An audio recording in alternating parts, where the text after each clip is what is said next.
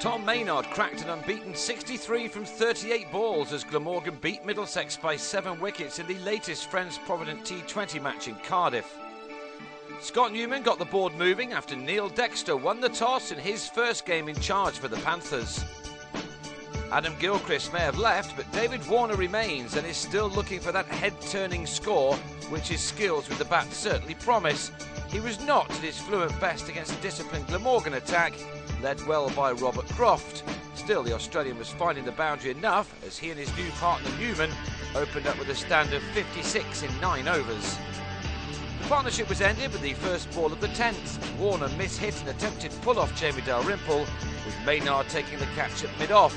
Warner was out for 24. Newman should have followed in the next over on 30, but Mark Wallace missed a relatively easy stumping, but this delivery did show the normal turn at this ground. Newman then made the most of his life by hitting slow left-armer Dean Koska over long on and over mid-wicket for 2 sixes from 3 balls, the second one clearing the boundary by a distance. Newman had moved on to 48 from 40 balls when he fell to a brilliant return catch by Croft, diving low to his right.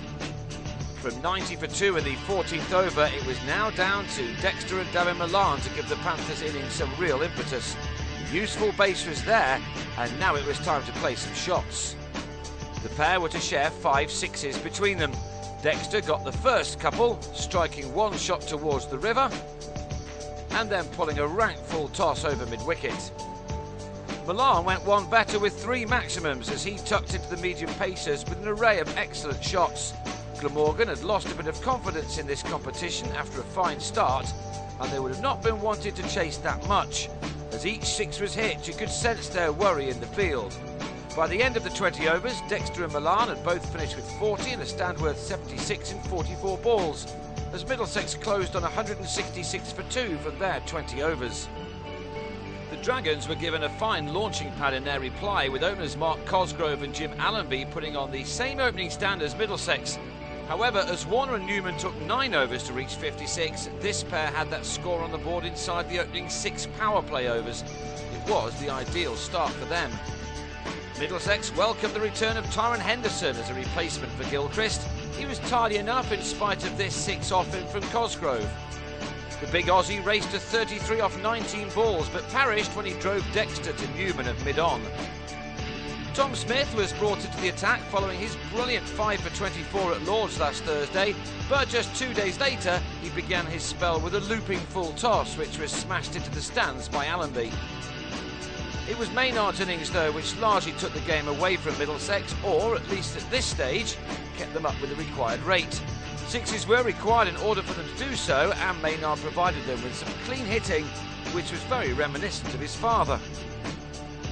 Allenby and Maynard combined to add 54 from 32 balls to take the total to 110 at the end of the 12th over.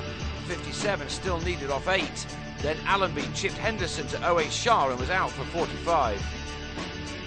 Maynard kept on going with a third 6 as the experiment of using Shah didn't really pay off, as he went for 11 in his only over. The Panthers were still in with a shout though when Gareth Rees swung and missed at a ball from Pedro Collins and was legged before for 11, but now only 26 runs are required from 21 balls. Maynard didn't panic and went to his 50 off 35 deliveries, as Glamorgan were left needing 16 for victory from the final 2 overs. The 21-year-old then released the pressure by hitting Smith for a 6 over long off, and then a 4 for the very next ball. And he wrapped up the game with this single with 7 deliveries to spare, as he ended unbeaten on 63. So it was a disappointing start for new captain Dexter, as Middlesex reached the halfway stage of their T20 season with a record of 4 wins and 4 losses. They will need a slight improvement on that record in the second half, starting with Sunday's match in Bristol.